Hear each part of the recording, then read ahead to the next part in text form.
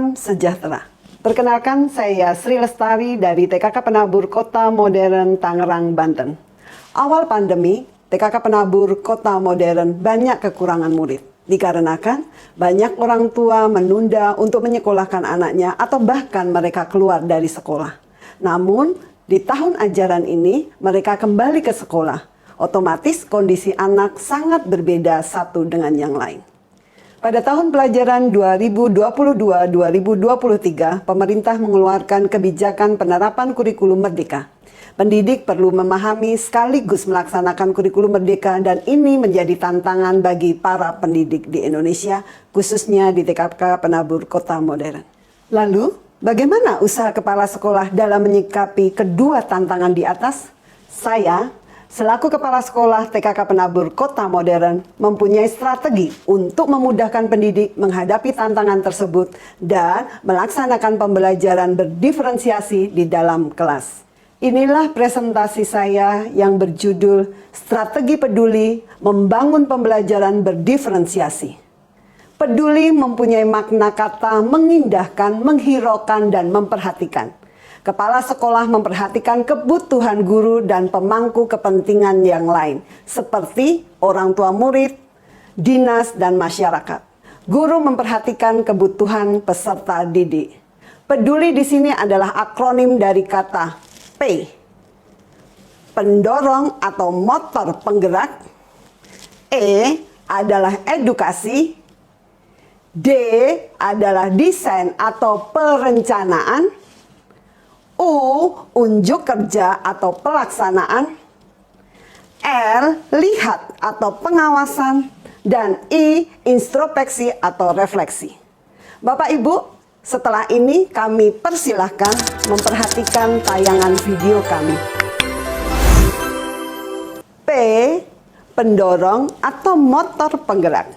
Pada tahap pertama, saya mengumpulkan guru untuk bersama-sama mempelajari tentang kurikulum merdeka.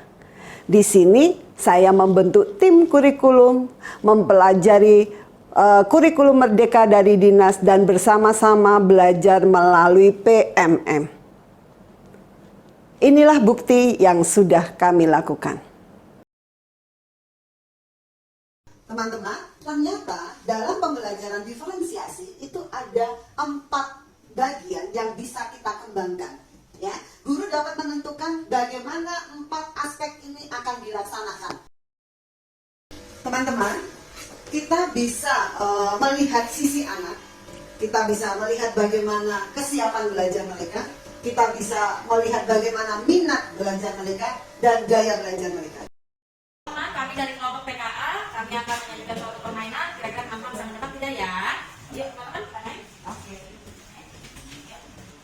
Bisa sih dan bisa menghadap hadapan. Lihat untuk hadapan dulu, lihat dulu, ingat, remember, and then around. Oke, and hitung sampai 5 ya. 1, 2, 3, 4, 5. Buka merah.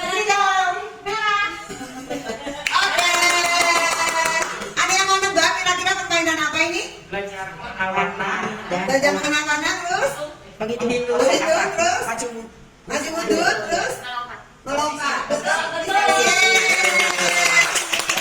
Terima kasih. Silakan kelompok berikutnya.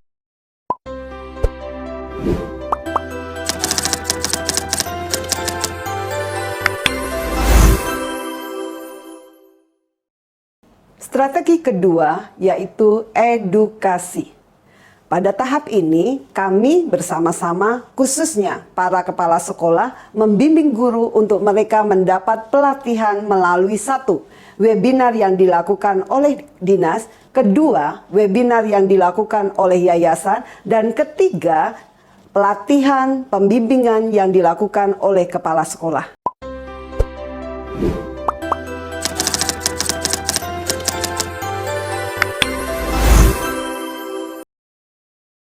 Strategi ketiga, desain atau perencanaan. Kami menyusun perencanaan dimulai dari bulan Maret sampai dengan bulan Juni. Kami membentuk tim kurikulum bersama-sama dengan kurikulum evaluasi milik yayasan. Kami melakukan penyusunan bersama mulai dari menelaah kalender pendidikan dalam 1 tahun. Kami membuat bahan ajar atau modul ajar. Di dalamnya ada video, di dalamnya ada lembar kerja siswa, dan di dalamnya ada metode atau strategi yang harus kami lakukan. Strategi selanjutnya adalah unjuk kerja atau pelaksanaan.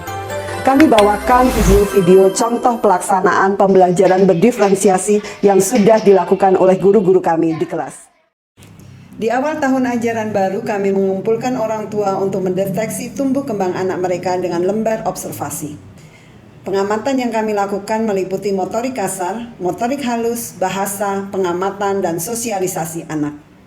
Guru juga melakukan asesmen awal melalui lembar pengamatan anak. Anak diamati secara fisik motorik, kognitif, bahasa, sosial emosional, perilaku, dan penampilan fisik anak. Hasil dari pengamatan kami pakai sebagai bahan penyusunan dan perencanaan program pembelajaran di tahun pelajaran 2022-2023. Dalam pelaksanaan pembelajaran berdiferensiasi, guru mengelompokkan anak berdasarkan hasil pengamatan awal. Guru memfasilitasi alat permainan dan alat belajar sesuai dengan minat anak.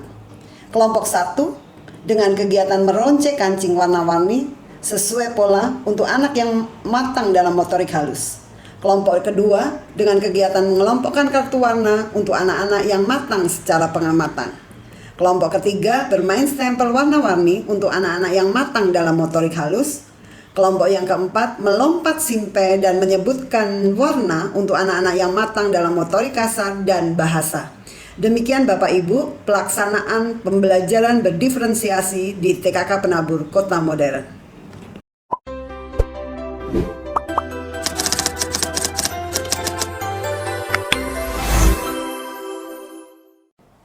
Strategi selanjutnya adalah R, lihat atau pengawasan. Sebagai kepala sekolah, saya harus memastikan bahwa perencanaan tersebut dapat dilaksanakan dengan baik oleh guru-guru kami di sekolah. Strategi selanjutnya adalah I, introspeksi dan refleksi. Sebagai kepala sekolah, saya membimbing guru untuk melakukan penilaian diri, apa yang sudah dicapai dan apa yang belum dicapai. Lalu bagaimana guru tersebut dapat memperbaiki untuk pembelajaran berikutnya. Hal ini kami lakukan lewat diskusi langsung bersama guru-guru. Terima kasih Miss Elona. Tadi saya sudah boleh masuk di saat supervisi. Jadi kita langsung masuk ke wawancara pasca supervisi. Hasil yang kami peroleh dalam penerapan strategi peduli, yang pertama, peningkatan kompetensi guru di dalam pembelajaran. Dari 10 guru kami, 4 diantaranya memperoleh predikat amat baik dari hasil supervisi. 5 diantaranya mendapat predikat baik dan 1 diantaranya mendapat predikat cukup dan itu yang masih perlu diperbaiki. Dan yang kedua, anak-anak senang hadir ke sekolah, kepercayaan masyarakat meningkat sehingga jumlah siswa kami meningkat. Di bulan Juni jumlah siswa kami 140 dan di bulan Oktober 2022 jumlah siswa kami 202. Dengan strategi peduli yang memudahkan guru untuk mempelajari pembelajaran diferensiasi dan pelaksanaan kurikulum merdeka, ada dampak positif yang kami peroleh di tahun pelajaran ini. Yang pertama, guru semakin giat dalam mengikuti webinar, mengikuti KKG guru untuk memperoleh ide-ide baru, dan anak-anak semakin senang. Akibatnya, kepercayaan orang tua semakin bertambah dan jumlah siswa semakin meningkat.